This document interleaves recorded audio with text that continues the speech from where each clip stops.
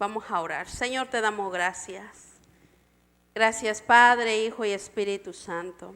Gracias por permitirnos, Dios, llegar una vez más a tu casa para escudriñar tu palabra, Señor. Reconocemos, Padre, que es tu palabra, Dios, la que nos sostiene, la que nos alimenta, la que nos anima, la que nos fortalece día a día, Padre. Y también tu palabra es la que nos alumbra, porque dice tu palabra, lámpara es a mis pies tu palabra y lumbrera mi camino. Tú eres el que nos guía a toda verdad y a toda justicia, a todo conocimiento, Padre.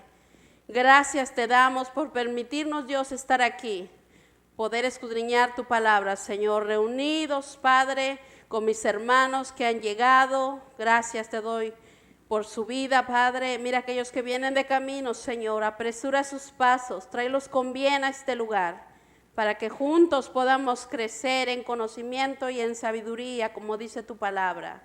En el nombre de Jesús. Amén y amén. Amén. Gloria a Dios. Damos gracias al Señor nuevamente. Amén.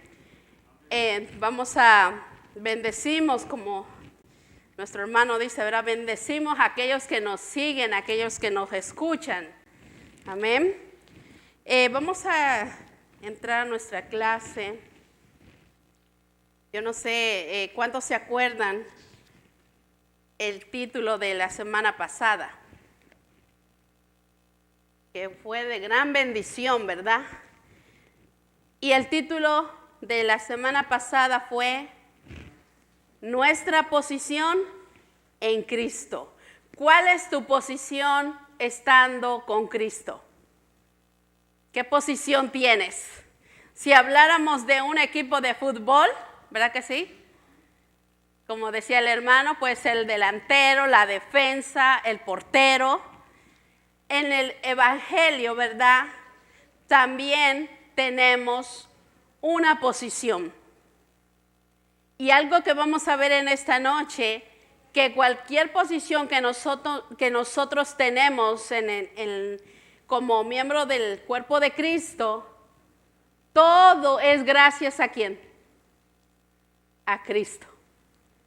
Todo lo que tenemos nosotros no lo adquirimos nosotros mismos. Es que Dios nos los ha regalado. Es que Dios nos los ha obsequiado, porque ahí dice es un don inmerecido, algo que usted ni yo merecíamos, pero por su gracia y su misericordia, ahora nosotros gozamos de muchos privilegios. Amén. Y entonces nuestra clase pasada decía, ¿verdad? Nuestra posición en Cristo. Ahora, ¿cuál es el tema? Levante la mano el que tiene nueva vida en Cristo.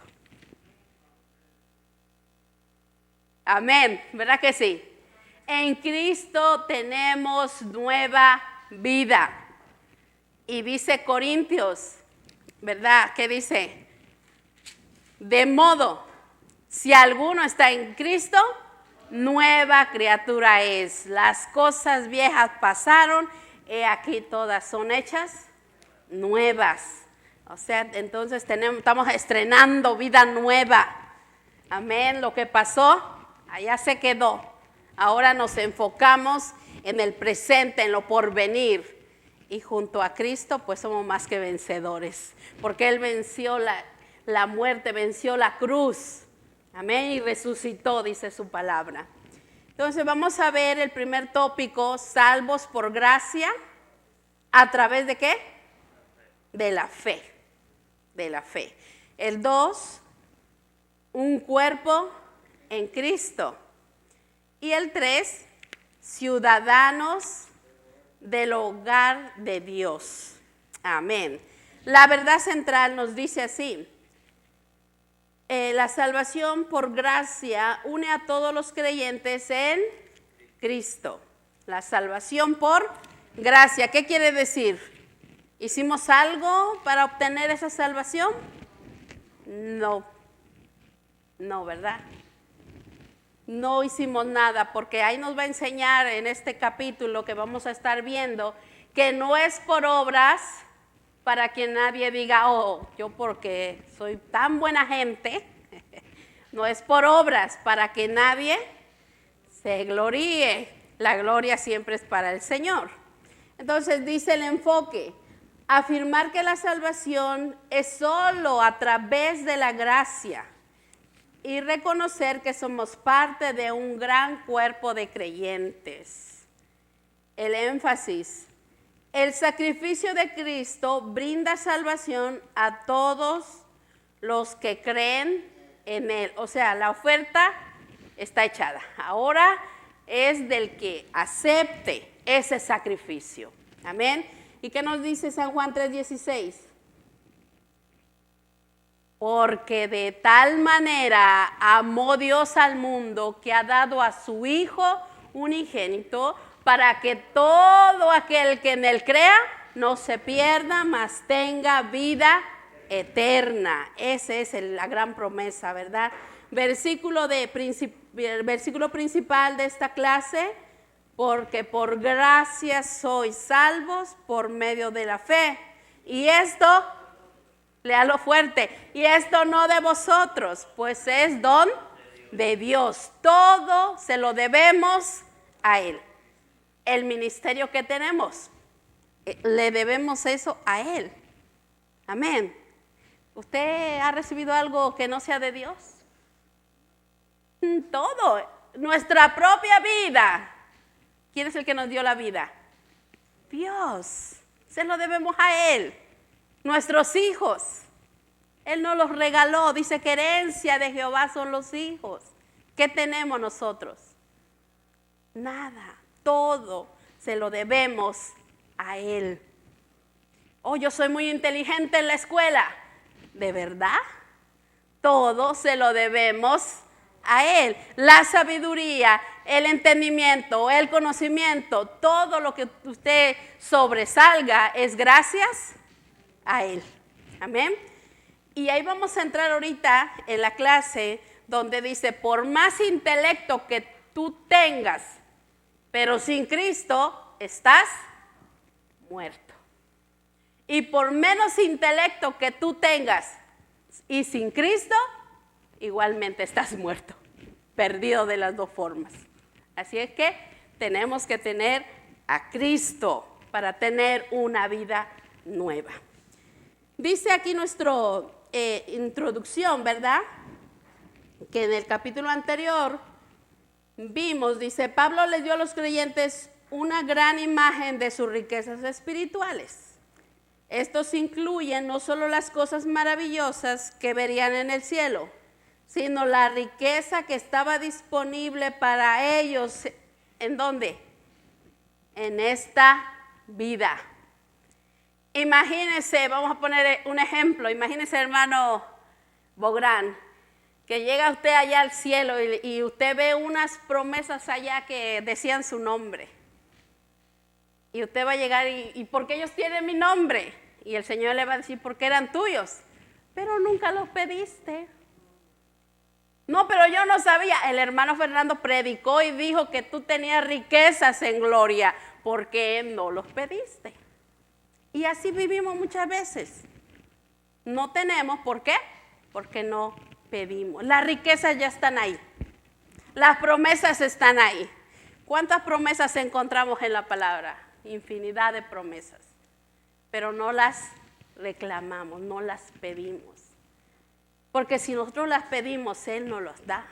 Dice su palabra, ¿verdad? Si ustedes, siendo malos padres, ¿verdad? Saben dar buenas dádivas a sus hijos, ¿cuánto más si se lo piden a mi Padre? Os dará el Espíritu Santo, os dará todas estas cosas. Es que tengamos claro, hay promesa para nosotros, solamente hay que pedirlas. Amén. Entonces esa fue la clase pasada. Ahora vamos a ver una nueva y dice ahí más abajo, para ilustrar un poco más el gran poder de Dios y su impacto, Pablo contrasta la vida vieja en el pecado con la vida nueva en Cristo. Así como Cristo, los efesios una vez estuvieron muertos, pero en Cristo habían sido resucitados. y entronizados. Cuando vivíamos en el pecado estábamos muertos. Ahora que tenemos una nueva vida, no solo tenemos una nueva vida, sino que nos estamos sentados en lugares celestiales, dice su palabra, por fe. Amén, si lo creemos, así es. En la segunda parte del capítulo, del 11 al 22, Pablo habla nuevamente de la situación de sus lectores antes de incorporarse a la comunidad cristiana. Él les recordó su pasado sin Cristo y sin esperanza, y cómo ahora están en una unidad con el pueblo de Dios. ¿Quién le gusta que le recuerden su pasado? Yo creo que muchos dirán, ay no, yo no, ¿verdad? Pero es bueno recordarlo para saber de dónde Dios nos sacó y poder así alabarlo y glorificarle por su gracia y su misericordia. Porque a veces somos tan olvidadizos que queremos olvidar todo, hasta lo bueno que ha hecho con nosotros. Y no debe ser así, tiene que estar presente.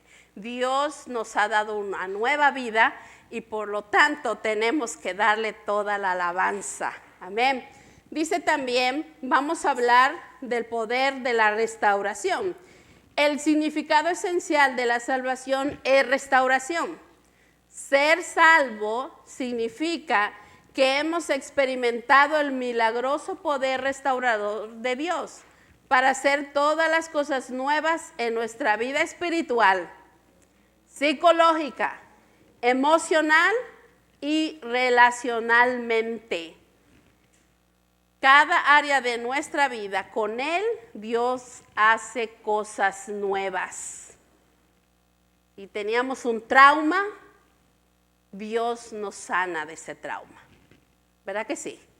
Si era algo emocional, Dios te da la paz y la tranquilidad para seguir adelante.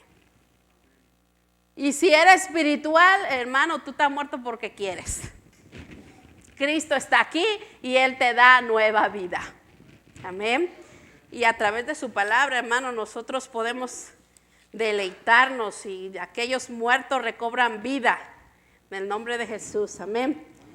Porque dice también ahí en el libro de los huesos secos, del valle de los huesos secos, dice que estaban secos en gran manera.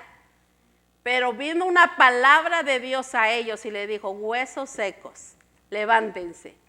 Y empiezan a cobrar, ¿qué? Vida.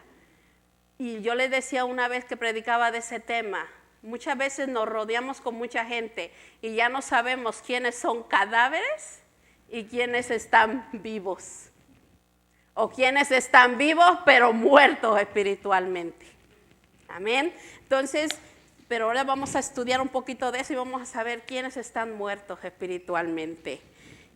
Primer punto dice así, salvos por gracia a través de la fe, muerto en pecado. Capítulo 2 de Efesios, versículo 1 dice así, y Él os dio vida a vosotros cuando estabais muertos en vuestros delitos y pecados. Pero ¿cuándo estaba yo en mis delitos y pecados? ¿Qué es el delito? ¿Alguien ha cometido algún delito? Que nos explique qué es el delito.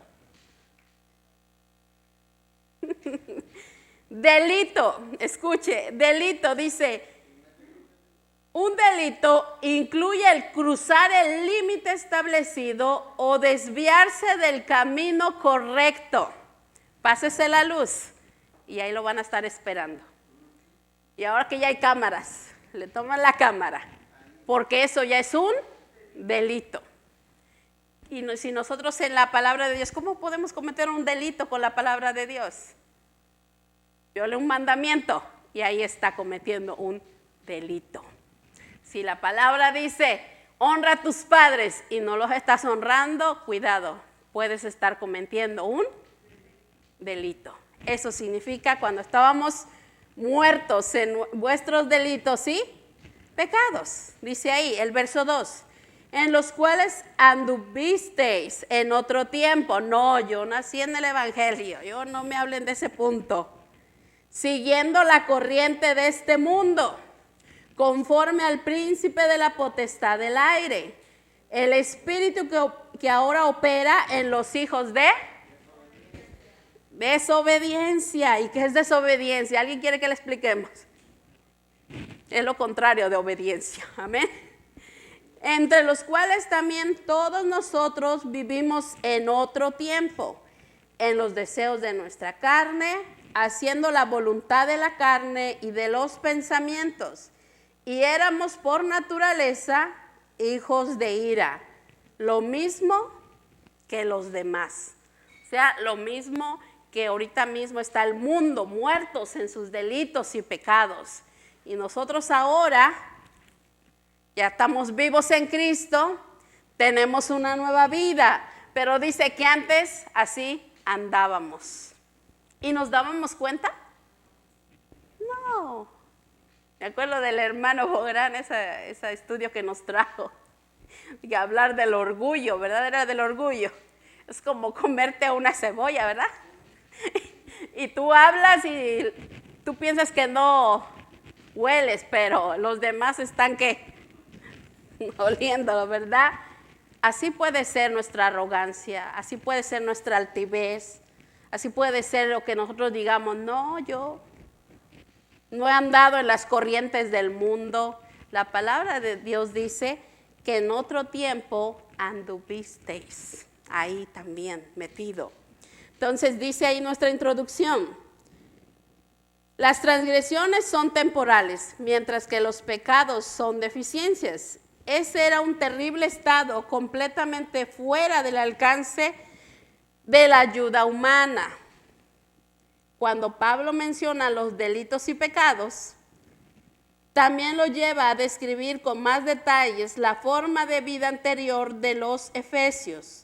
Ellos eran absolutamente incapaces de cumplir con los requisitos de la ley divina. Amén. ¿Por qué? Porque los efesios, dice la palabra, ¿verdad? Que eran gentiles. O sea, no, ni la ley, ¿cómo se puede decir? No eran dignos ni de la ley. ¿Cómo podrían ser salvos? Nada, o sea, ellos estaban completamente, vamos a decirle así, fuera del propósito. Pero Jesucristo vino, ¿verdad? Y rompió esa ley. ¿La cumplió? Sí, la cumplió, pero también vino y terminó. ¿Y ahora comienza qué? La gracia. Y ahora dice la palabra que por gracia soy salvos. Amén. ¿Qué significa la muerte? Dice ahí, al usar la palabra muerto, Pablo no se refiere a la muerte física, ni solo al sentido final del pecador en la segunda muerte. La expresión tampoco es meramente figurativa. Como pecadores, los efesios habían vivido en un estado de muerte espiritual. Recordemos cuando entra el pecado con Adán y Eva, entra la muerte física, pero también entra la muerte espiritual. Entonces, los efesios vivían en un estado, dice ahí, de muerte espiritual. Aquí habla de un libro de Cerrico. Dijo, todos los pecadores perdidos están muertos. Y la única diferencia entre un pecador y otro es el estado de decadencia. Un vagabundo marginado y abandonado puede estar más deteriorado por fuera que el líder de la sociedad que no es salvo.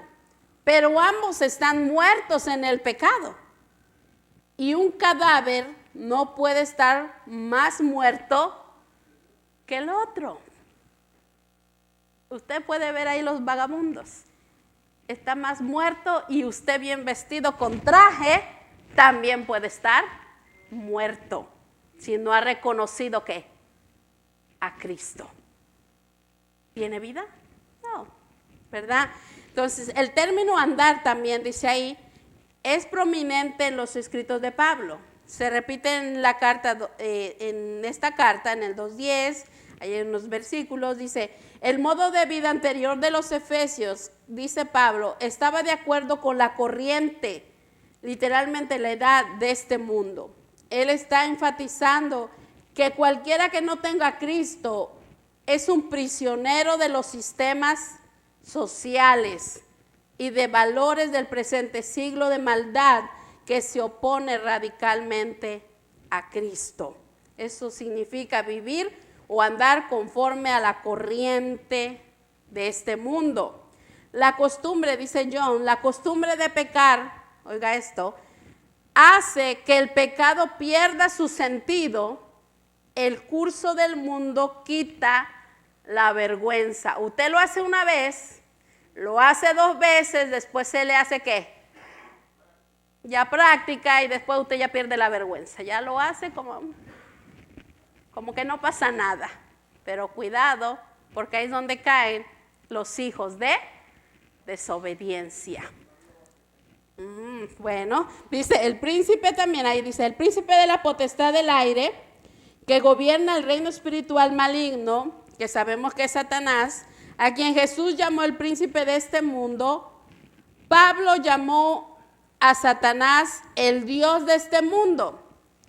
Sin embargo, dice, a diferencia de Dios, Satanás no puede estar en todas partes al mismo tiempo y tampoco puede saberlo todo.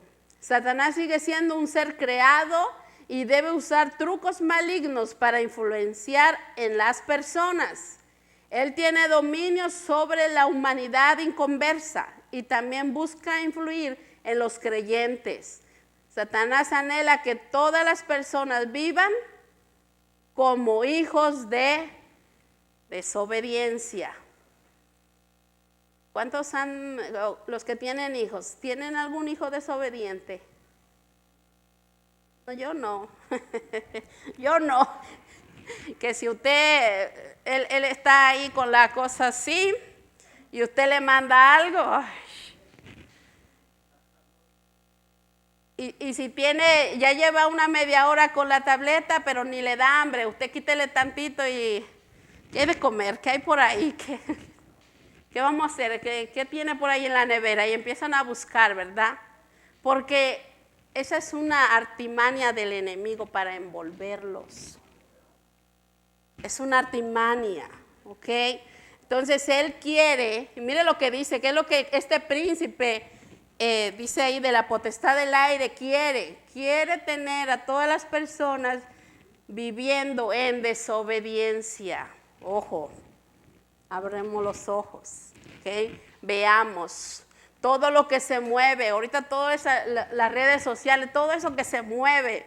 Usted puede ver todo lo que está pasando. Usted no se haga que no sabe de lo que estoy hablando, ¿verdad? Se escucha, se ve. Muerte por aquí, un niño jugando esto, se mató, esto está pasando. Cuidado, hay que tener cuidado.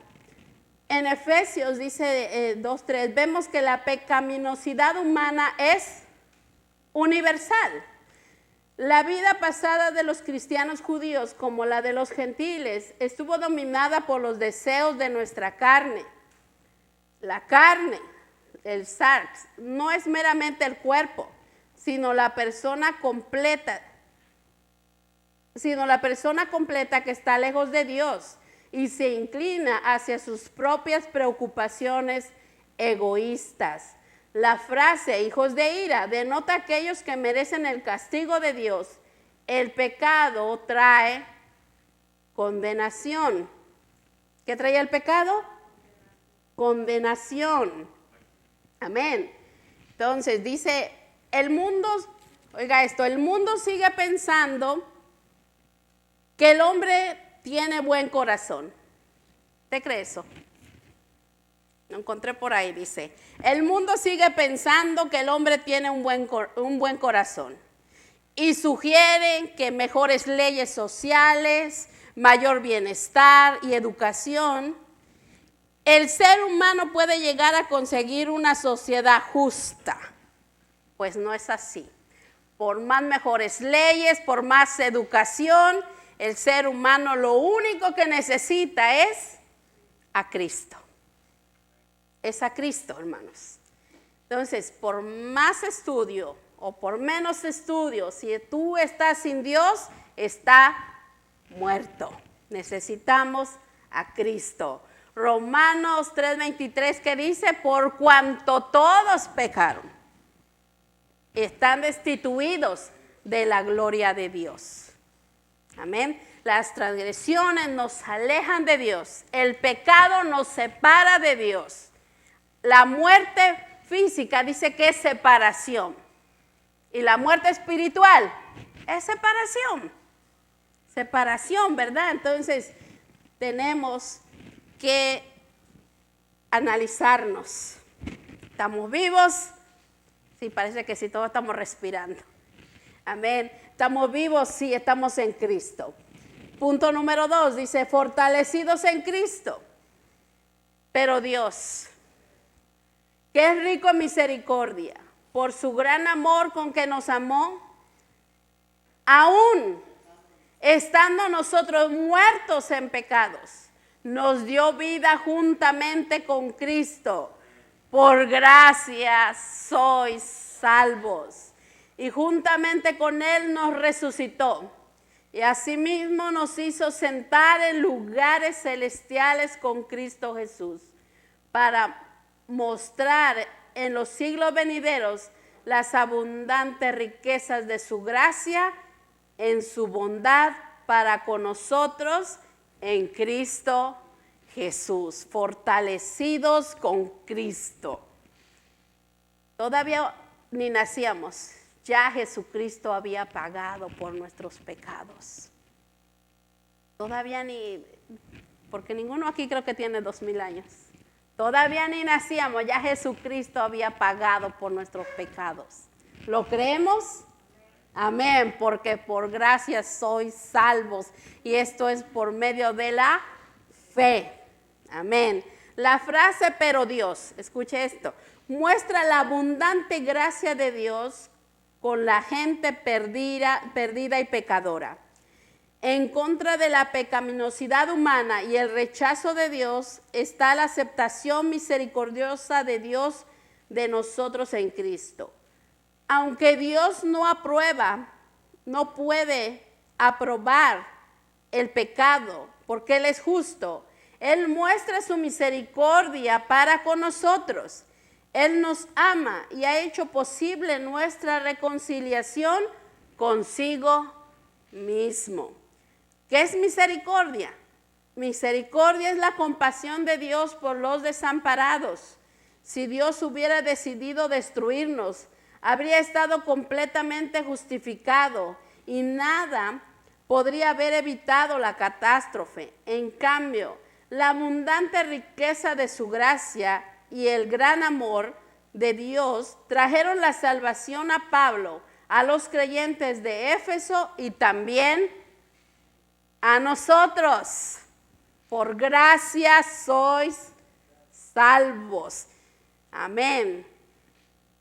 Dice, nuestro ser que estaba muerto en pecados. El versículo 5. Una repetición del verso 1. Es un vivo contraste con la descripción anterior de Dios y su amor. Un paralelo cercano se encuentra en Romanos 3:23 que dice, todos pecaron y están destituidos de la gloria de Dios.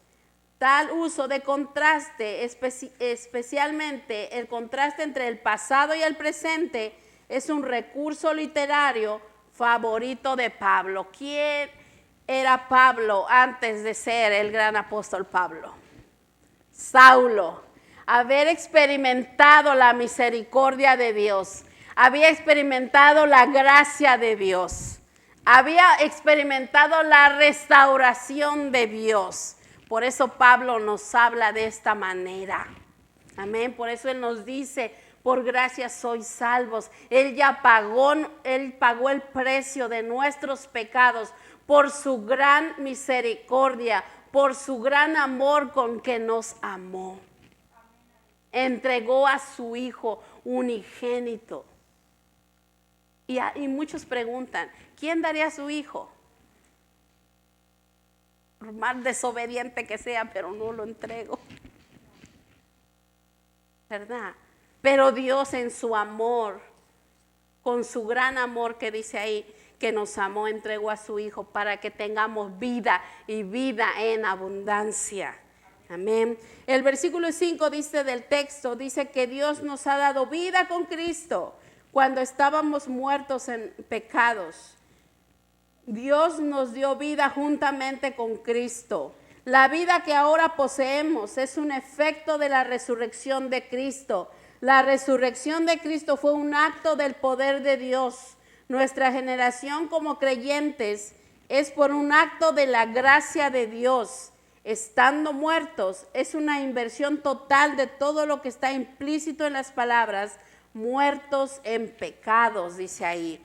Una vez fuimos, dice, como consecuencia de nuestros pecados, un cadáver espiritual entregado a la corrupción total y desamparado, del cual nada podría salvarnos excepto el poder vivificante de Cristo.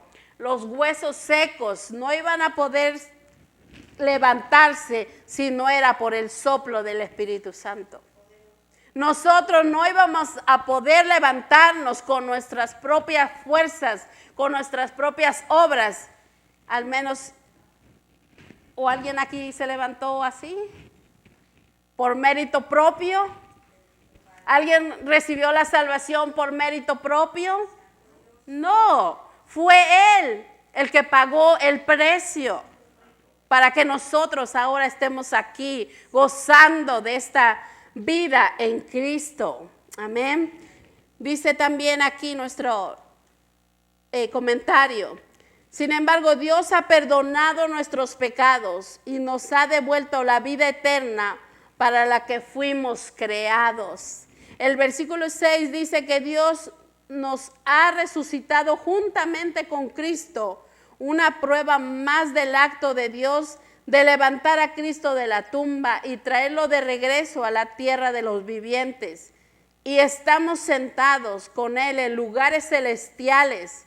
Una frase que define aún más la imagen de la exaltación de Cristo en el cielo y nuestra participación. Hermano, todavía no estamos ahí sentados, pero por fe ya estamos sentados en lugares celestiales. Todavía estamos en este mundo y en esta carne, pero por fe ya estamos sentados en lugares celestiales. Por fe. ¿Lo creemos? Amén, ¿verdad que sí? Amén. Dios hizo todo en Cristo con un solo propósito en mente: demostrar en los siglos venideros las abundantes riquezas de su gracia. Por gracia sois salvos. Tenemos que abrazar la gracia de Dios. Yo no sé si usted lo había visto, lo había notado. Es por su gracia. No es algo que nosotros merecíamos, pero es por su gracia que comparte todo lo que tenemos.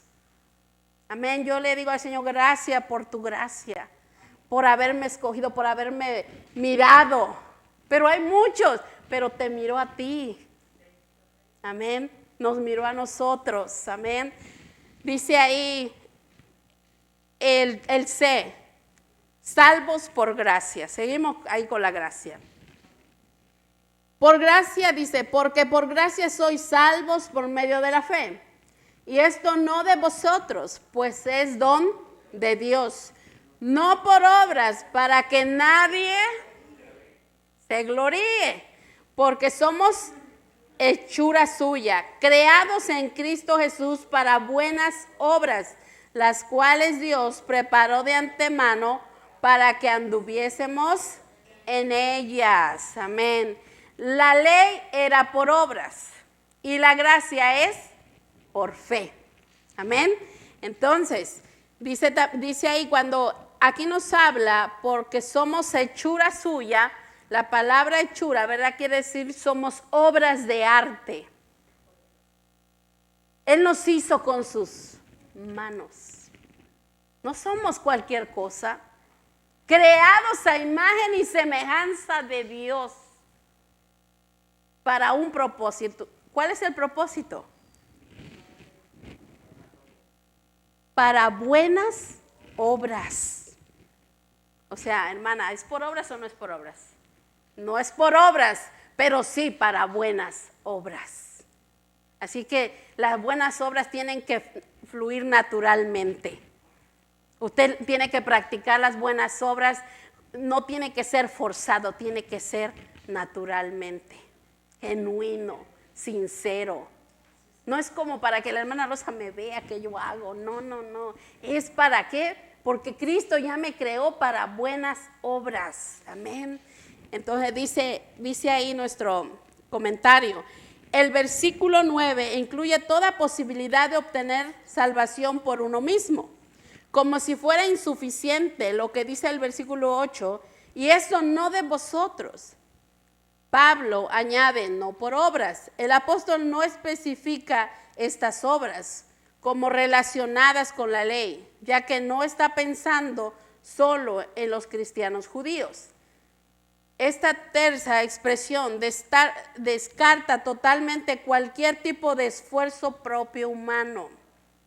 Pablo nos da la razón inmediatamente. Es para evitar la más mínima autocomplacencia. Dado que la salvación es por el puro e inmerecido favor de Dios, la jactancia está completamente fuera de lugar. Yo soy el fulano, no. Aquí la jactancia no entra. Amén. Todos somos iguales y lavados con la misma sangre, con la sangre de Cristo. Amén. Y nada de que, como eran nuestros hermanos ahí, fariseos. Imagínense si Pablo se hubiera jactado. Fariseo de fariseos. Maestro de maestros, pero no dice, todo lo que tengo es por su gracia. Y nosotros con poquito a veces como que, todo lo que tenemos es por su gracia. Tenemos un don, tenemos un talento, tenemos un ministerio, todo es por su gracia. Amén. Gloria a Dios por eso. Así es que no se sienta como que, yo puedo solo, a mí ni me ayuden, porque necesitamos la ayuda del Señor, amén. Según el versículo 10 dice, la salvación produce buenas obras que dan fe de su realidad. Somos la obra de Dios con el propósito de producir buenas obras. Las obras no juegan ningún papel en la causa de nuestra salvación, pero debemos demostrar la consecuencia de nuestra salvación por obras. O sea, demuestre, hermano, demuestre que usted es una nueva criatura y ahora usted da buenas obras. Amén. Ahora tenemos nosotros que demostrar. Nosotros tiene que ser la consecuencia de nuestra salvación. Dice, también ahí dice, aquí Pablo está de acuerdo con Santiago 2, 14 al 26. Así que no es por obras, pero sí para buenas obras. Amén. Prepare su ofrenda. La dejé en la bolsa. Permiso. Busque la ofrenda. Amén. Gracias, Señor.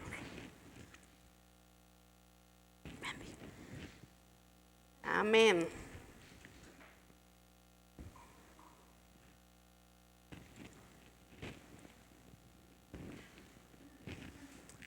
Gloria a Dios. Punto número 2. Vamos a entrar en el punto 2, que nos habla un cuerpo en Cristo. ¿Quién es la uña en el cuerpo de Cristo? ¿Alguien quiere ser la uña? ¿Alguien es el dedo? ¿Alguien es la mano? La mano que ayuda. ¿Ok? Todos somos cuerpo de Cristo. ¿Quién es la cabeza? Cristo es la cabeza. Amén. Dice así, Efesios 2 del 11 y 12 dice, por tanto, acordaos de que en otro tiempo vosotros, los gentiles en cuanto a la carne, erais llamados incircuncisión por la llamada circuncisión, hecha con mano en la carne. En aquel tiempo estabais sin Cristo, alejados de la ciudadanía de Israel y ajenos a los pactos de la promesa, sin esperanza y sin Dios en el mundo. Ahí les estaba hablando a aquellos gentiles, ¿verdad? Que les dice, ustedes pero no entraban ni en la comunidad judía porque ustedes eran incircuncisos. ¿Ven? Así dice ahí, ¿verdad? Dice en los versículos 1 al 10, Pablo ha considerado la condición moral de los gentiles antes de su conversión al cristianismo. Ahora les recuerda de lo que estaban privados en términos de estatus religioso, desde un punto de vista judío. Ellos habían sido, de hecho, todavía eran gentiles. Ellos no eran judíos o paganos en lo que respecta a su ascendencia física de la carne. El resto del versículo elabora la distinción citando el apodo despectivo que se les atribuye, incircuncisos, siquiera un incircunciso en ese tiempo. Uno que no era judío, un gentil. Y ellos lo veían así como menos, ¿verdad? Como menos, como arriba del hombro, ¿verdad? Eso era un incircunciso. Entonces Pablo dice ahí, Pablo no lo usa de manera despectiva, simplemente da su significado. Él explica por qué, ¿verdad? Entonces dice ahí, sin embargo, como judío se apresura a señalar que los judíos que son llamados a la circuncisión de la carne no tienen nada de qué jactarse, ya que en una marca externa hecha por el hombre en sí mismo no tiene significado espiritual. La verdadera circuncisión es el del corazón. Y muchas veces el Señor les decía, no quiero que se sigan circuncidando, circuncídense mejor el corazón, ¿verdad que sí? Entonces ahí Romanos 2:29 también nos habla de eso. Dice, con 4 frases sucesivas, Pablo describe el estado de los efesios antes de su conversión. Primero, estaban, dice ahí, apartados de Cristo, porque ellos no esperaban un Mesías, estaban apartados de Cristo. Esa era la condición en la cual nosotros nos encontrábamos antes de conocerlo. Apartados de Cristo, lejos de Cristo.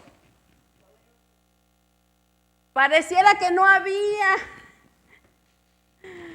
¿cómo le vamos a poner aquí? Esperanza, gracias hermana. No había esperanza. Ya estábamos como los desechados por allá, perdidos, sin esperanza. Pero gracias al Señor por su misericordia y por su gracia que nos alcanzó y nos trajo hacia Él. No es que nosotros llegamos a Él, Él nos atrajo, Él nos buscó. Amén. Por eso estamos aquí. Entonces, en primer lugar dice que ellos, al igual que nosotros, estaban apartados, estaban sin Cristo. En segundo lugar, no tenían derechos de la ciudadanía del reino porque eran extranjeros, dice ahí, de la República de Israel. Bueno, nosotros también somos extranjeros, ¿verdad? Extranjeros y peregrinos, no. Extranjeros de esta patria, de este lugar. Sí. De aquí, bueno, ya hay algunos aquí residentes. Ya hay residentes, ya tenemos ciudadanos, aquí están los jóvenes. Pero vamos a ver más adelante donde nos habla de los residentes y los ciudadanos también. Ahorita, espérense, ahorita le va a tocar. Y cuidado y se metan con las autoridades y cometan un delito porque miren, la residencia no les sirve mucho. Bueno, eso vamos a verlo más adelante porque lo habla aquí. ¿Ok? Entonces, ellos dicen que eran extranjeros o no tenían ciudadanía de Israel. Fueron privados de cualquier privilegio por razón de su nacimiento. En tercer lugar, los gentiles no tenían derecho a los beneficios acumulados para la comunidad del pacto. Ellos se encontraban en la posición de extraños, que no podían reclamar los derechos de los nacionales israelitas. Como consecuencia, vivieron en un mundo sin esperanza. Por último, estaban sin Dios, no eran ateos, porque ellos adoraban ídolos. Ellos creían que los dioses existían, pero no conocían al único Dios verdadero. La desolación moral y espiritual de los gentiles fue completa, ya desolados, tristes, porque ellos pensaron que no iban a tener salvación, pero Dios le plació levantar a un Pablo para llegar y llevar la salvación a los gentiles. Por eso es el apóstol de los gentiles. Dios lo escogió, dice, para instrumento, porque eres un vaso que te puede usar en esta área.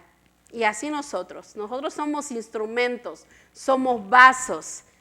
Pero ahí dice la palabra que hay vasos de honra y vasos de deshonra.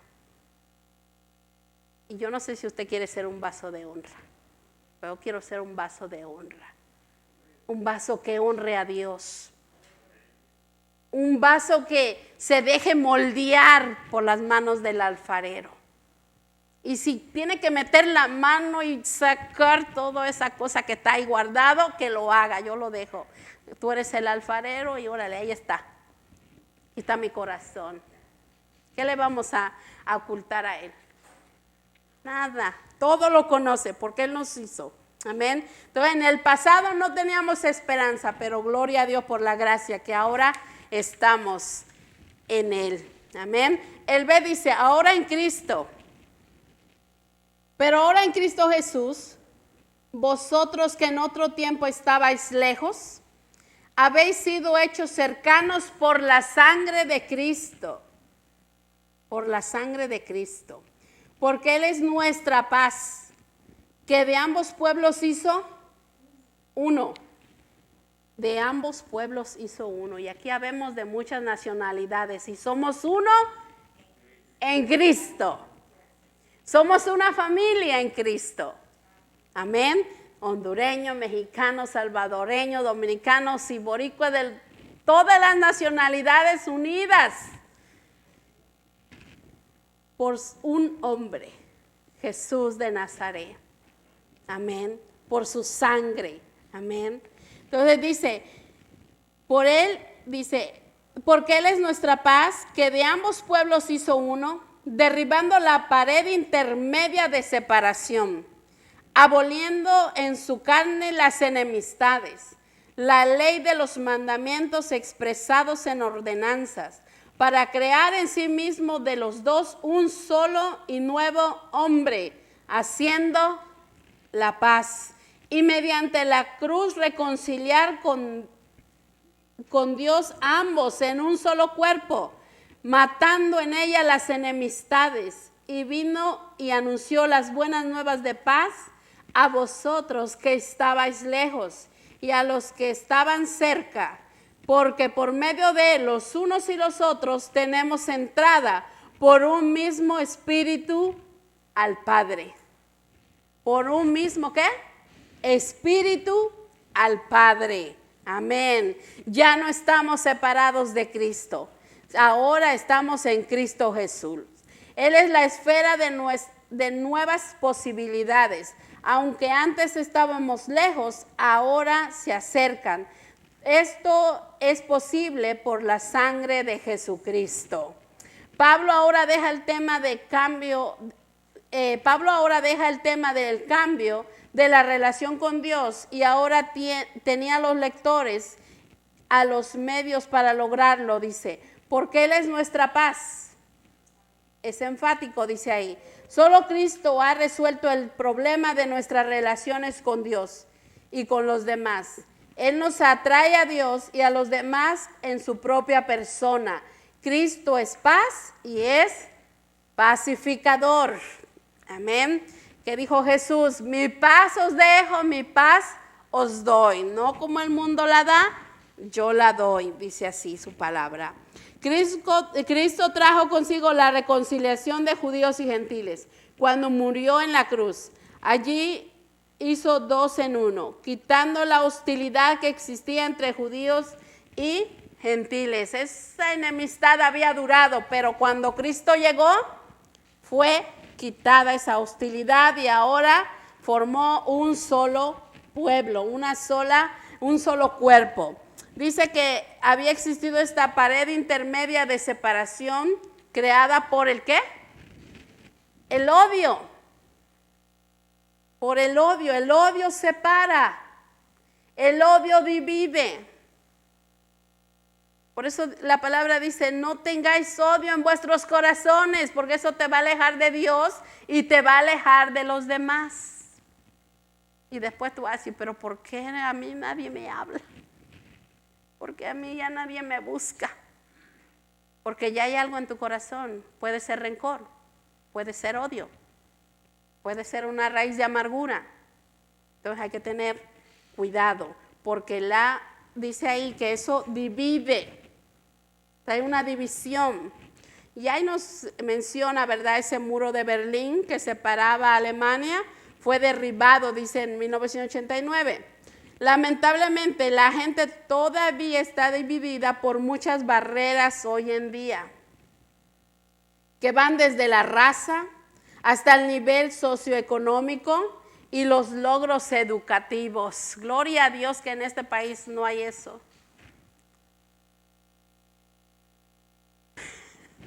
Lo que dice ahí. ¿Por qué le digo esto? Porque en México, si usted va a pedir un trabajo de limpieza, ¿dónde está tu bachillerato? Y aquí las hermanas trabajando sin secundaria. Bueno, con secundaria van a poner. Pero no te le...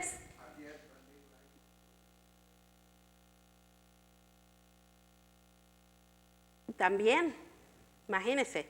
Pues le digo que aquí no hay mucha discriminación en ese aspecto de la educación. Para el estudiante, pero para aquel que viene...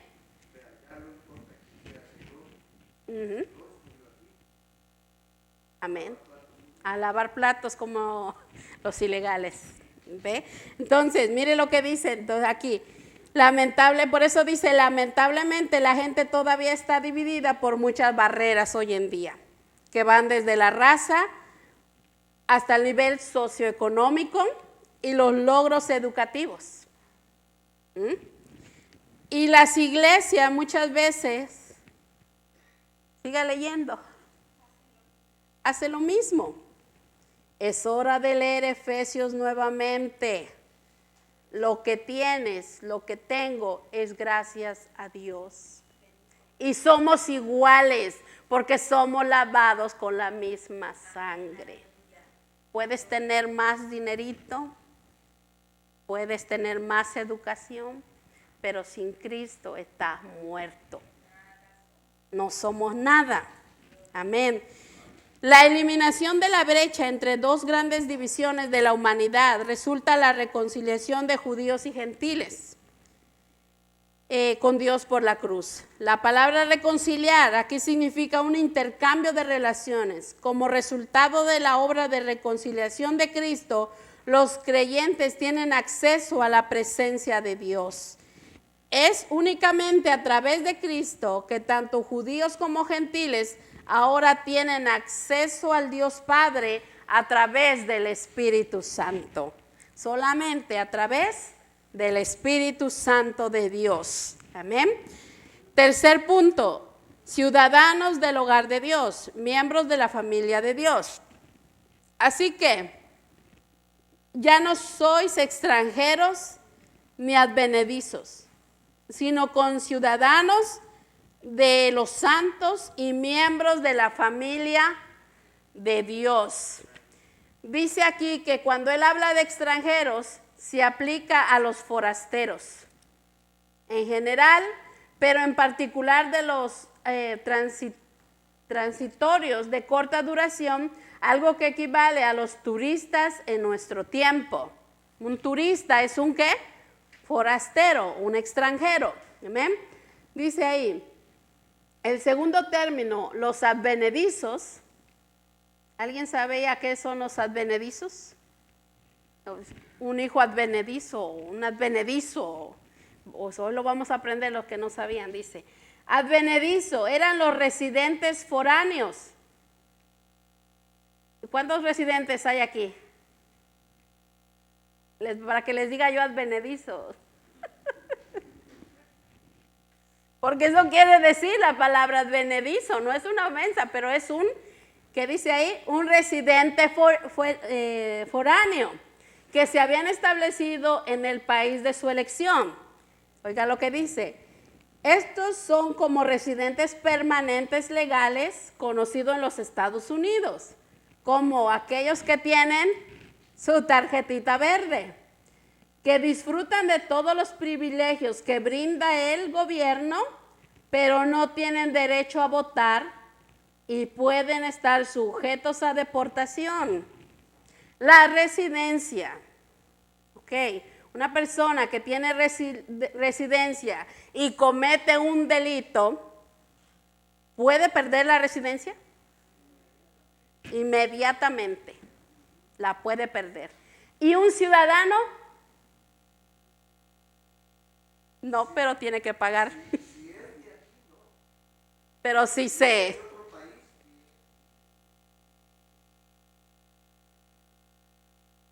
¿Sí es nacionalizado? Amén. ¿Te ve? ¿Cómo son las leyes? Estamos aprendiendo.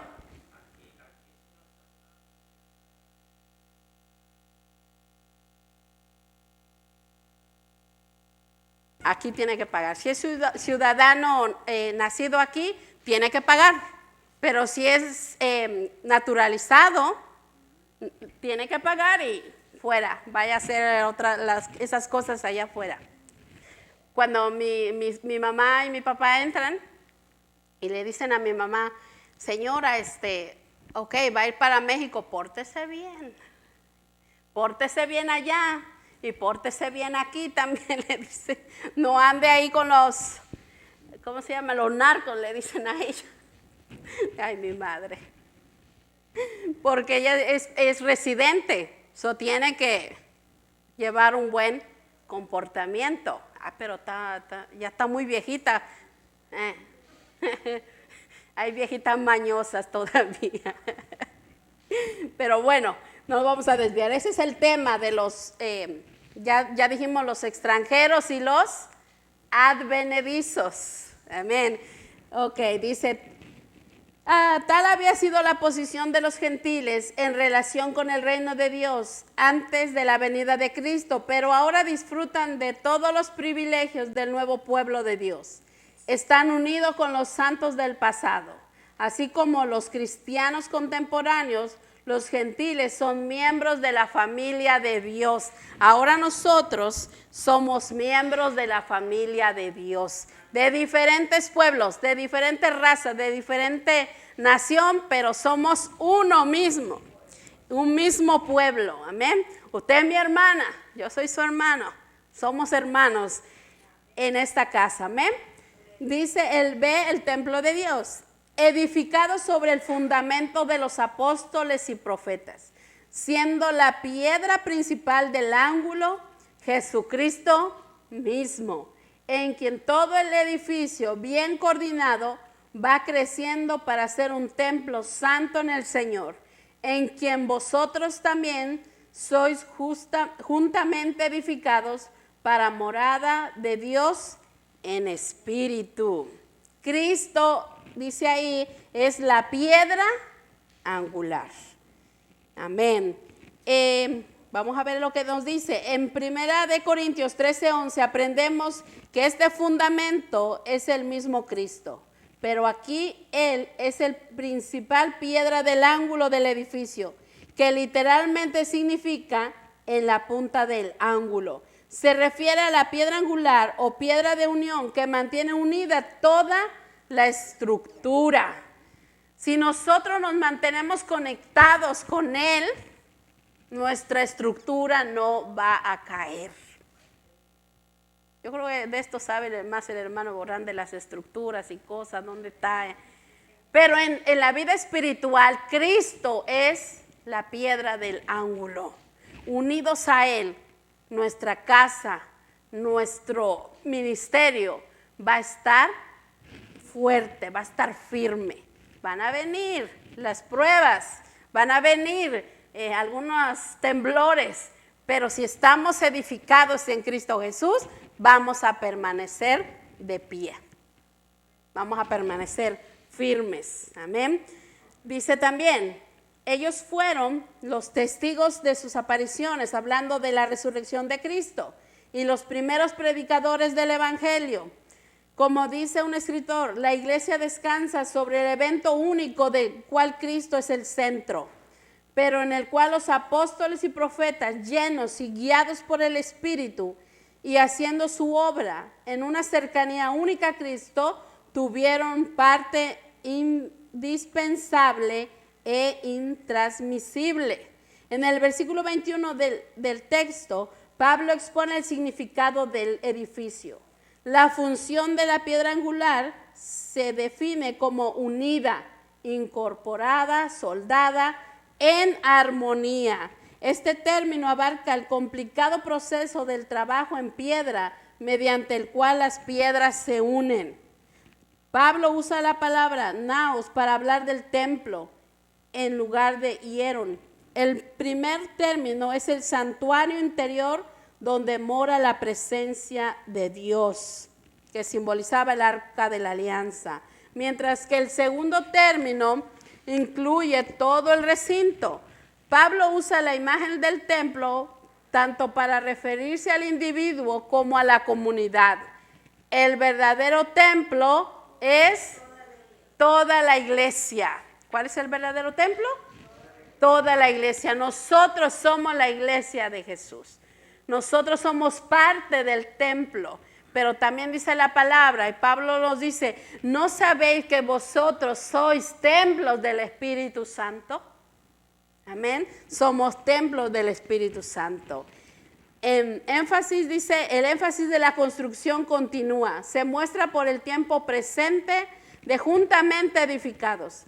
El objetivo es que la iglesia se convierta en la habitación o residencia de Dios, un término bíblico que se usa con frecuencia para denotar el lugar de descanso divino en la tierra o en el cielo.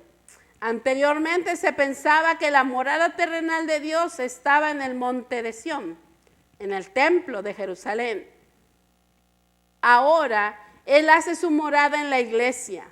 Esto se logra solo en el Espíritu Santo, quien es el medio y el elemento. Y cuando Jesús se encuentra con la mujer samaritana, que le dice, va a llegar el día que ni en el monte ni en el templo va a ser necesario que le adoren. Dice, porque Dios va a buscar verdaderos adoradores que le adoren en espíritu y en verdad. Amén. Todo, dice ahí, concluyendo, todo es acerca de Cristo. La tentación de recurrir a nuestros propios recursos y pensar que podemos contribuir en algo a nuestra posición ante Dios es demasiado humana. Debemos reconocer constantemente que es todo por gracia. Nuestra nueva posición privilegiada le debe todo a Cristo. Él es el que hace posible el acceso a Dios, la piedra angular de la estructura y el que nos permite crecer en lo que estamos destinados a hacer. Amén. Si es que todo es por gracia. No es por obra para que nadie se jacte, para que nadie se gloríe. Por eso nuestro tema de hoy fue nueva vida en Cristo. De modo, si alguno está en Cristo, nueva criatura es. Las cosas viejas pasaron, he aquí todas son hechas nuevas. Andemos en novedad de vida. Hermanos, si hasta ayer, es más, si hasta hoy antes de entrar a esta puerta todavía andábamos recordando algo del pasado, hoy en esta noche empezamos una vida nueva en Cristo Jesús. Dele la libertad al Espíritu Santo de guiarlo en esta nueva vida que empezamos en esta noche. Amén. Que Dios le bendiga a mis hermanos y nuestro pastor con nosotros. Gracias.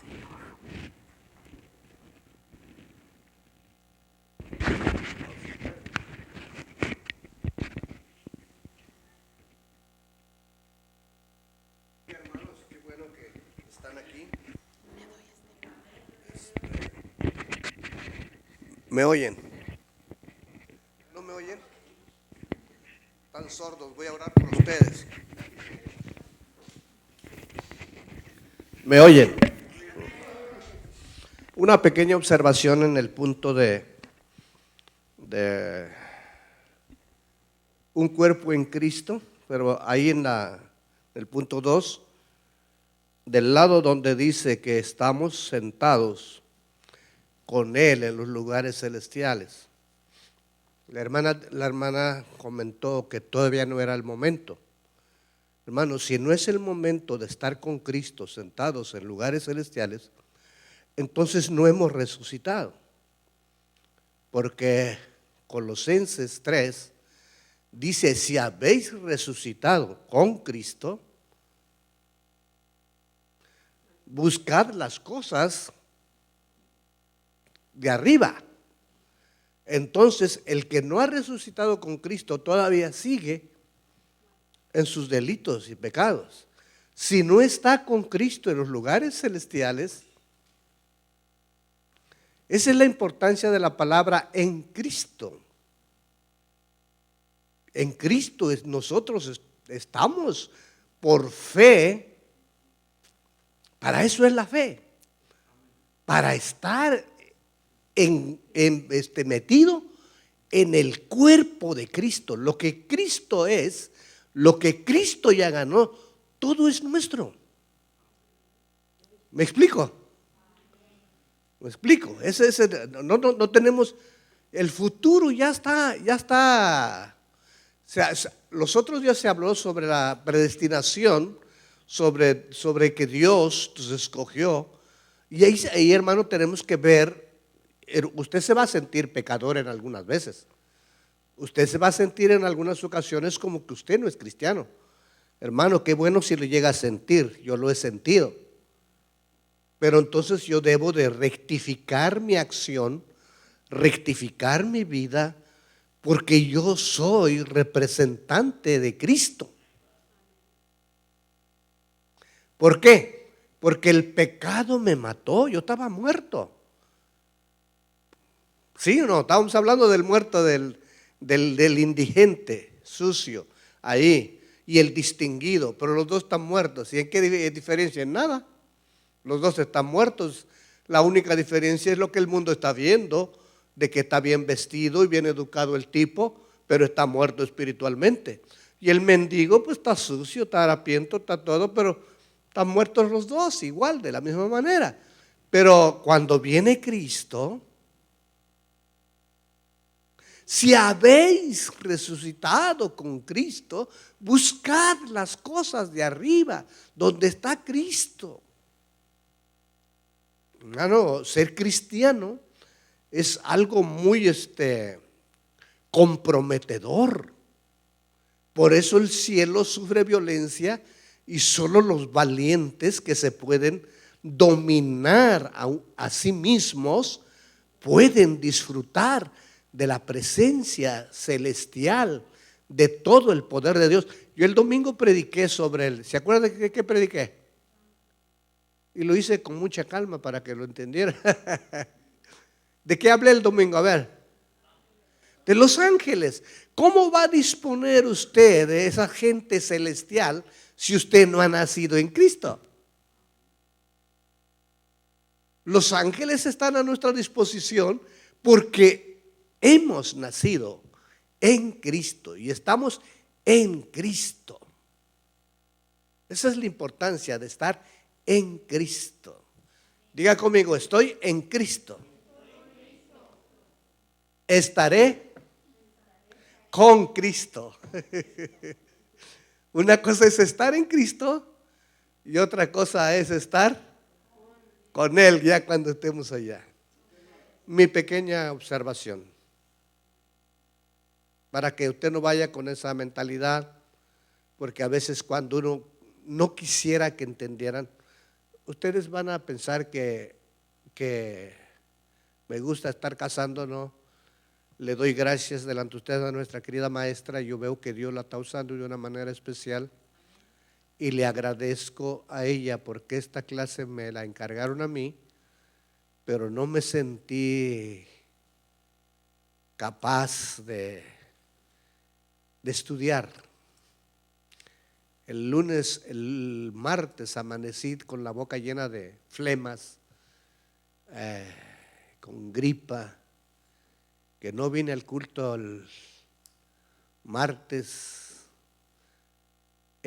Los que vinieron el martes pues me extrañaron, los que no vinieron ni cuenta se dieron, pues ya lo supieron si es que ahora vino. Anoche tampoco estuve porque anoche estuve con el obispo. La iglesia está preocupada, la iglesia de Dios está preocupada porque las congregaciones y nos empecemos a enseñar usando la tecnología. Si es que nosotros nos gusta ver el grupo de personas, pero esto no lo va a cambiar nadie. Hermano, usted está en una clase en presencia, esto va a subir de audiencia. ¿Por qué va a subir de audiencia? Porque los que aman la palabra van a seguir viniendo, porque no se compara con verlo desde allá afuera. Pero cuando no se puede abarcar más tiempo o más gente, entonces se usa la tecnología. Pero los nuestros están cerca de nosotros. Así es que nosotros tenemos que insistir en, si aman la escritura, si aman la palabra, tienen que venir. Tienen que venir. Esa es la posición de la iglesia de Dios. Porque ya nosotros, la tecnología no la podemos alcanzar, ya nos rebasó. Pero los niños, su tarea la hacen a través de la tecnología. Y cuando llegan a nuestra edad, no creo que se reúnan como nosotros. No sabemos qué tipo de iglesia van a ejercer ellos. Lo que sí hay que enseñarles es que Dios es bueno, que Dios es fiel y que estamos en Cristo. Y si estamos en Cristo, somos felices. Y si estamos en Cristo, no le tememos a nadie. Los que no están en Cristo están en crisis. Nosotros estamos en Cristo. Amén. Y todo lo podemos en Cristo, que nos fortalece. Filipenses 4:13. Esa fue mi pequeña observación. Y gracias. Le hablé a Estelita, le dije, por favor, voy a empezar con Estela, y si no puedo con Estela, con Fernando, y si no puedo con Fernando, pues con Lucio, si no puedo con Lucio, pues ahí voy a ver cómo estoy. Pero gracias a Dios que siempre está dispuesta. Amén. Bendiciones a todos. Yo creo que me escuchan mejor que el domingo. Amén. Pero también el domingo, después de ir aquí, fui a mi casa y estaban mis hermanas y me destapé. Y yo creo que el frío me dio una venteada de las buenas. Y eso que ya me puse la vacuna del flu. Para aquellos que no quieren ponérsela, yo me la pongo. Porque lo que está aquí en esta tierra, todavía Dios está bajo control. No hay nada fuera de control. Cuando Él quiera dejar esta tierra y quitar sus manos, es porque su iglesia se la lleva con Cristo. Amén. Dios le bendiga mucho. Incline su rostro y démosle gracias al Señor. Señor, gracias por la lección de esta noche. Gracias por su presencia. Gracias por su hija que nos ha bendecido con esta hermosa clase. La gloria sea suya, la alabanza sea suya, la adoración sea nuestra, pero la queremos dar a ti, Señor. Tu palabra dice que tú eres el único que recibe alabanza, que recibe adoración, Señor, y no queremos honrar a nadie más que a ti, Señor. Mira nuestros templos, me refiero a nuestros cuerpos, que algunos de nosotros está deteriorado el templo, pero también hemos aprendido en esta tierra que hay reparadores de edificios. Si en esta tierra hay reparadores, yo sé que tú tienes también quien ordenar a que repare nuestros templos. Te amamos, te queremos, Señor. No podemos vivir sin ti, no podemos vivir y ni queremos vivir sin tu presencia. Señor, muchas gracias. Y que tu Santo Espíritu nos recuerde y nos guíe. E inmediatamente toque la alarma de nuestra mente de que cuando nos estamos saliendo de la palabra en Cristo, cuando pecamos, lógico que nos salimos de tu cuerpo, porque tu cuerpo es santo y no puedo permanecer ahí con mis groserías, con mis arranques. Tengo que salirme para no contaminar tu santo cuerpo.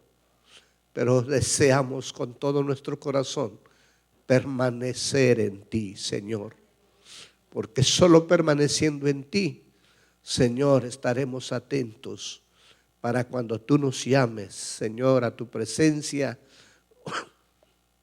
o suene la trompeta y vengas por todos nosotros juntos. Esa es nuestra esperanza, Señor. En el nombre de Jesús te damos gracias, Padre amado. Amén, amén. Y gracias, Espíritu Santo. Amén. Dios les bendiga mucho, hermanos.